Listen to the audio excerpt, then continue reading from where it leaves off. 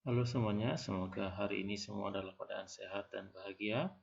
Pada kesempatan kali ini saya akan menyampaikan materi tentang tata nama senyawa. Nah, di video sebelumnya sudah saya jelaskan tentang tata nama senyawa yang terbentuk dari atom logam dan non-logam. Nah, untuk di video ini akan saya jelaskan tata nama senyawa yang terbentuk dari non-logam dan non-logam. Nah, jadi saya langsung saja jelaskan tata nama senyawa, yaitu senyawa kovalen, di mana senyawa kovalen ini terbentuk dari atom non-logam dengan non-logam. Nah, untuk senyawa biner yang terbentuk dari atom non-logam dengan non-logam, nanti posisinya atom yang cenderung bermuatan positif diletakkan di depan, sedangkan atom yang cenderung negatif diletakkan di belakang. Jadi kalau seperti senyawa logam dan non-logam kemarin, senyawa logamnya di depan, non-logamnya di belakang. Nah, kalau non-logam dengan non-logam, nanti atom yang cenderung lebih positif letaknya di depan, nah atom yang cenderung lebih negatif letaknya di belakang. Nah, urutan atom-atom non-logam dari yang positif ke negatif seperti ini. Jadi dari kiri ke kanan ini semakin negatif. Jadi yang paling kiri B ini adalah yang paling positif. Semakin ke kanan semakin negatif, sehingga F ini adalah atom yang paling negatif. Contoh misalnya amonia. Nah, amonia itu rumus kimianya NH3 bukan H3N, jadi tidak bisa dibalik. Kenapa NH3 bukan H3N? Karena kalau dilihat dari urutan positif negatifnya, N ini lebih di kiri daripada H, sehingga N ini lebih positif, sehingga N diletakkan di depan, hanya di belakang, jadinya NH3, jadi bukan H3N. Jadi yang lebih positif yang letaknya di depan. Kemudian air H2O bukan OH2. Nah, ini dilihat juga dari urutan positif dan negatifnya. Jadi H lebih di kiri daripada O, jadi H lebih positif daripada O, sehingga H-nya di depan, O-nya di belakang. Namanya rumus kimianya H2O bukan OH2. Nah, itu posisi dari senyawa biner non-logam dengan non-logam. Nah, sekarang ke tata namanya. Yang pertama, tata nama senyawa non-logam dengan non-logam yang hanya membentuk satu senyawa. Jadi suatu atom dengan atom lain, atom non-logam yang lain itu hanya membentuk satu jenis senyawa saja. Jadi satu atom dengan atom yang lain membentuk satu jenis senyawa saja. Jadi nanti tata namanya non-logam yang lebih positif atau non-logam yang letaknya di depan, kemudian nama non-logam yang letaknya di belakang ditambah akhiran ida. Contoh H2S.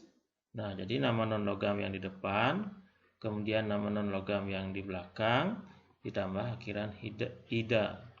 Sehingga namanya ini menjadi hidrogen sulfida. Jadi ini sulfur. Tambah akhiran ida jadinya sulfida. Kemudian ada HBr.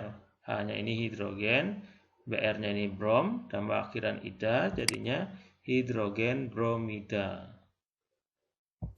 Kemudian ada HCl, hanya hidrogen, Cl-nya klor, sehingga namanya menjadi hidrogen klorida. Nah, itu untuk senyawa non-logam dengan non-logam yang hanya membentuk satu jenis senyawa. Misalnya H dan Br hanya bisa membentuk HBr saja, tidak bisa membentuk senyawa yang lain.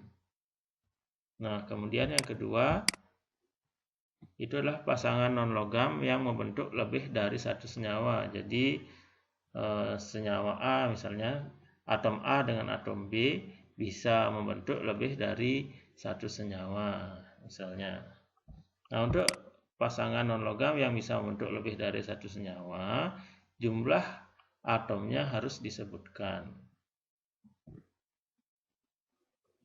Nah, jumlah atomnya itu disebutkan dalam bahasa Yunani. Jadi dari 1 sampai 10, jadi 1 itu mono, 2 di, 3 tri, 4 tetra, 5 penta, 6 heksa, 7 hepta, 8 okta, 9 nona, dan 10 deka. Jadi untuk senyawa yang membentuk lebih dari satu senyawa, untuk atom yang bisa membentuk lebih dari satu senyawa, itu angka indeksnya atau jumlah atomnya disebutkan dalam bahasa Yunani.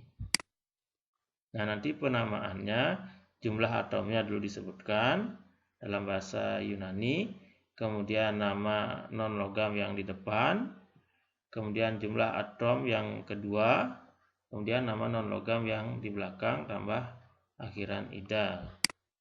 Untuk catatan, jadi indeks 1 tidak perlu disebutkan. Jadi indeks 1, jadi angka yang di bawah itu tidak perlu disebutkan. Misalnya NO. Jadi NO jumlah N-nya 1, jumlah O-nya 1. Jadi angka 1 nggak perlu disebutkan, sehingga namanya menjadi nama non-logam yang depan nitrogen, yang di belakang oksigen. Jadinya nitrogen oksida. NO2. Jadi ini maksudnya ya. Jadi atom E dan N dan O ini bisa membentuk lebih dari satu senyawa. Jadi bisa membentuk NO, bisa membentuk NO2. Jadi untuk membedakan penamaannya, jadi indeksnya ini disebutkan nanti dalam bahasa Yunani. Nah, kalau tadi NO nitrogen oksida, sekarang NO2 N-nya 1 berarti mono, tidak perlu disebutkan, O-nya ada 2 berarti di, sehingga namanya jumlah N-nya 1 nggak usah disebutkan, N-nya itu nitrogen berarti nitrogen, kemudian O-nya ada 2 berarti di, O-nya ini oksigen berarti nitrogen dioksida, nitrogen dioksida. Kemudian N2O5, N-nya ada 2, O-nya ada 5 berarti namanya di nitrogen, 5 itu penta berarti pentaoksida, di nitrogen pentaoksida.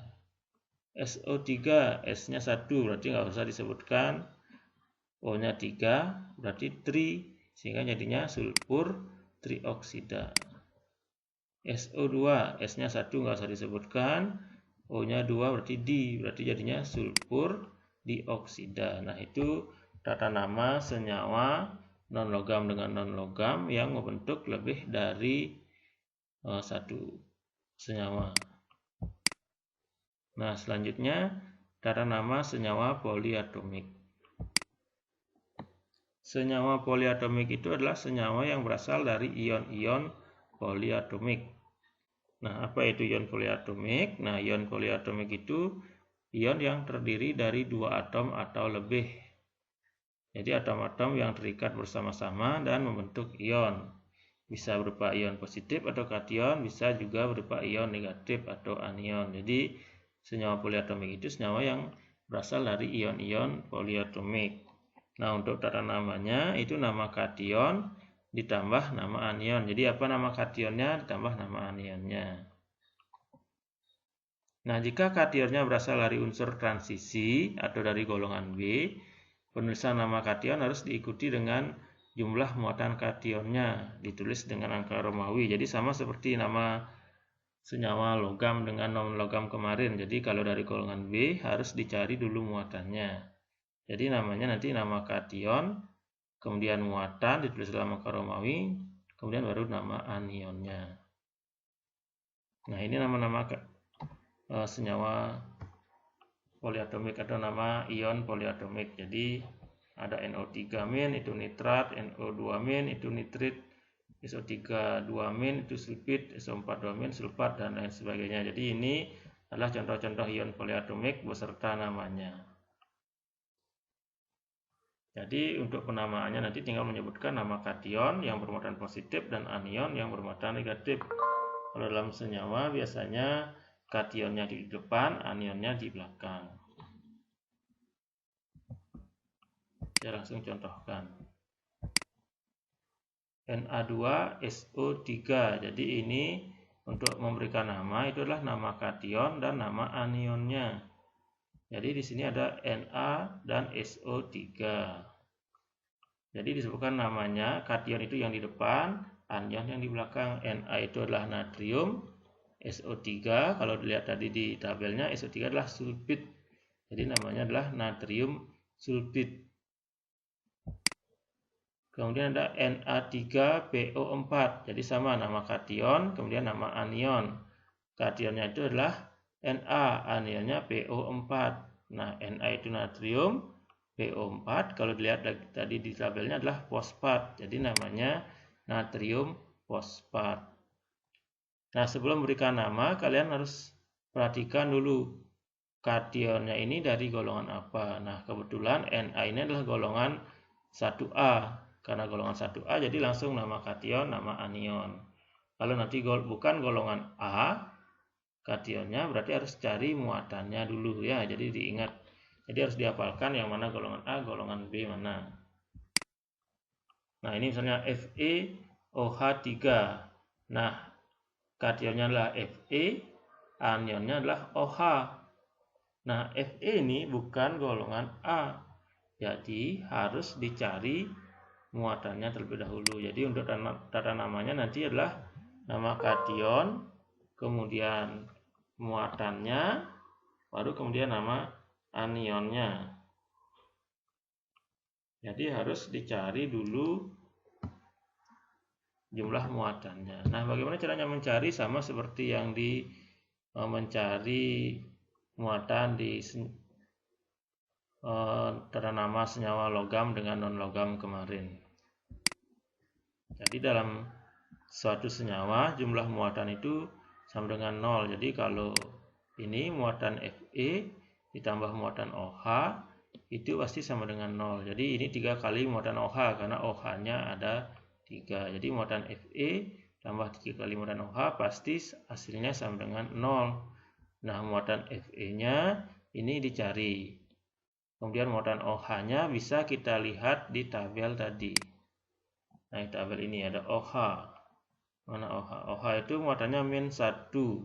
Jadi bisa dituliskan -1 di sana. Berarti muatan Fe ditambah 3 kali -1. Itu sama dengan 0. Sehingga jadinya muatan Fe -3 sama dengan 0. Nah, -3-nya bisa dipindahkan ke kanan. Jadinya positif. Sehingga muatan Fe sama dengan 3. Jadi bisa diketahui muatan Fe ini adalah 3. Sehingga namanya menjadi Fe-nya itulah besi. Muatannya 3. Jadi besi 3. OH-nya itu adalah hidroksida. Jadi besi 3 hidroksida. Nah, itu untuk kation yang bukan berasal dari golongan A. Contoh selanjutnya ZnSO4. Nah, Zn ini bukan juga dari golongan A, sehingga harus dicari dulu muatannya. Jadi ini kationnya Zn, anionnya SO4. Harus dicari dulu muatan dari Zn-nya.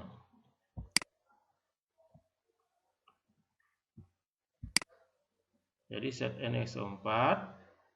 Jadinya di sini adalah Zn-nya ada 1, SO4-nya juga 1, sehingga muatan Zn tambah muatan SO4 sama dengan 0. Nah, cari muatan SO4-nya sekarang. Muatan SO4 itu adalah SO4 2-, jadi -2. Muatan SO4 itu -2, berarti di sini muatan Zn ditambah -2 sama dengan 0. -2-nya bisa dipindahkan ke kanan. Jadinya muatan Zn ini ya, muatan Zn sama dengan 2. Nah, karena muatan Zn 2 berarti namanya menjadi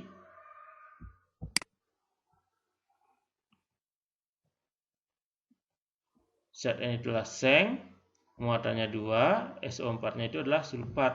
Jadi namanya seng 2 sulfat. Jadi muatannya ditulis setelah kationnya. KOH. Nah, kalau KOH, K itu adalah dari golongan 1A, sehingga bisa langsung disebutkan namanya. K itu kalium, OH itu hidroksida, sehingga namanya kalium hidroksida.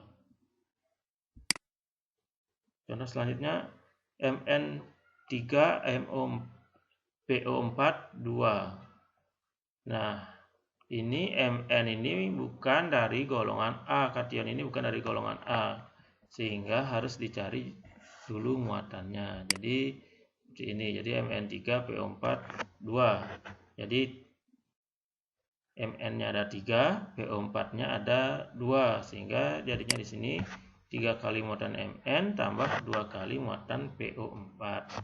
Nah, sekarang cari muatan PO4-nya dulu. Jadi lihat di tabel PO4. PO4 itu adalah 3 min, jadi muatannya min 3. Sehingga bisa dituliskan di sini 3 kali muatan Mn, 3 Mn tambah 2 kali min 3 sama dengan 0. Kemudian 3 Mn sama dengan tambah min 6, jadi 2 kali min 3 sama dengan min 6 sama dengan 0. Min 6-nya bisa pindahkan ke kanan, jadinya 3 Mn sama dengan 6. Sehingga Mn-nya sama dengan 6 per 3, Mn sama dengan 2. Jadi muatan Mn-nya 2. Sekarang bisa dituliskan namanya. Mn-nya itu adalah mangan, muatannya tadi adalah 2, berarti namanya mangan 2 fosfat. Jadi PO4-nya fosfat. Nah, itu cara memberikan nama untuk senyawa poliatomik. Nah, sekarang kalau seperti ini, natrium tiosulfat, disuruh mencari rumus kimianya. Jadi namanya sudah diketahui, cari rumus kimianya. Jadi ini caranya sama seperti yang mencari rumus kimia senyawa logam dengan non-logam. Jadi disilang. Jadi natrium disulfat itu terdiri dari ion Na+, dari natriumnya Na+. Jadi natrium kan Na golongan 1A, sehingga muatannya +1 ya. Itu asal-usulnya dapat plus. Kemudian tiosulfat. Nah, tiosulfat itu rumusnya adalah S2O3 2-. Jadi nanti kalian bisa lihat di tabel. Nah, tinggal nanti dikali silang. Disilang ke bawah ya. Jadi jumlah muatannya ini jadi indeks, jumlah muatan S2O3 nanti jadi indeksnya Na, sehingga jadinya Na2S2O3. Jadi rumus dari natrium tiosulfat adalah Na2S2O3. Kemudian tembaga 2 sulfat. Nah, tembaga 2 sulfat berarti terdiri dari tembaga dan sulfat. Tembaga itu adalah Cu. Muatan Cu berapa? Dilihat dari ini. Ini adalah jumlah muatan dari kation. Jadi yang di depan berarti Cu2+. Kemudian sulfat rumusnya SO4 2-. Disilang lagi. Nah, jadi karena ini sama-sama 2 plus 2- berarti habis muatannya. Jadi kalau sudah sama muatannya, Cu jadinya adalah CuSO4. Jadi indeksnya nggak usah ditulis, jadi sudah sama. Tembaga 2 sulfat itulah CuSO4. Nah, itu tanda nama senyawa poliatomik.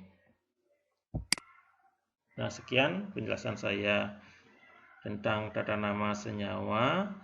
Nah, pada kesempatan ini saya jelaskan tata nama senyawa non-logam dan non-logam serta tata nama senyawa poliatomik. Semoga bermanfaat. Terima kasih atas perhatiannya.